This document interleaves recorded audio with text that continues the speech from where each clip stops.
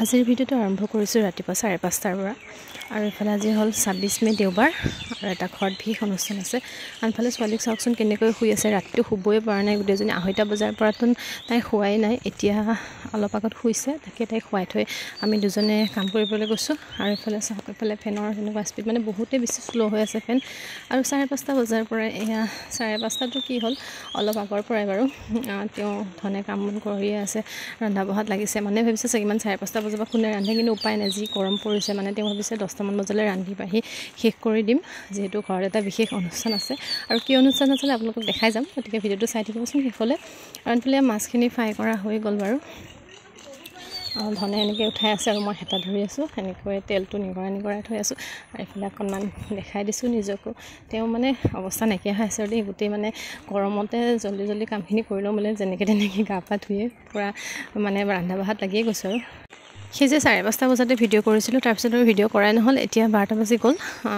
জল্দি মানে কৈছোঁ ন, যিহেতু এটা বিশেষ অনুষ্ঠান আছে আৰু অনুষ্ঠানটোৰ কথা কৈ দিছোঁ আপোনালোকক। আজি হ'ল ছোৱালীজনীৰ অন্নপ্ৰাশন, গতিকে তাৰে আয়োজন চলিছে আৰু অকণমানিকা, বহুত বেছি ডাঙৰকৈ একো কৰাই নাই, অকণমানকৈ ঘৰৰ মানুহকেইজন মাতি নিয়মটো কৰি থওঁ বুলি ভাবিছোঁ। আৰু সেইকাৰণে তাইক মানে গা পা ধুৱাই কৰি আজৰি হয়, এইফালে এয়া কাপোৰ কানি পিন্ধাই কৰি ঠিক ঠাক কৰি থৈছোঁ। কিন্তু মই মানে ভিডিঅ' কৰিবলৈ সময় পোৱা নাই, ইমান মানে কামবোৰ কৰি থাকোঁতে দৌৰা হৈছে। এইফালে চাওক মাখি ধুনীয়াকৈ মায়ে মানে তাইক উমলাই আছে। আৰু মাৰ কোচত যে তাই ইমান ধুনীয়াকৈ থাকে, মায়ে মানে যেনেকেই লৈ থাকে তাই তেনেকেই থাকে, কোনো আমনি নাই, একো নাই। মোৰ লগতে যদি আমনি কৰে, মাৰ লগতো একো নকৰে। আৰু এইফালে এতিয়া তাইক ভাত মুখত দিয়া পৰ্বটো কৰিবৰ কাৰণে লৈ আহিছোঁ বাহিৰৰ ৰুমলৈ, যিহেতু বাহিৰৰ ৰুমতে ভিতৰতে আৰু নিয়মখিনি কৰিম। আৰু এইফালে তাই যা যোগাৰ কৰি থকা হৈছে।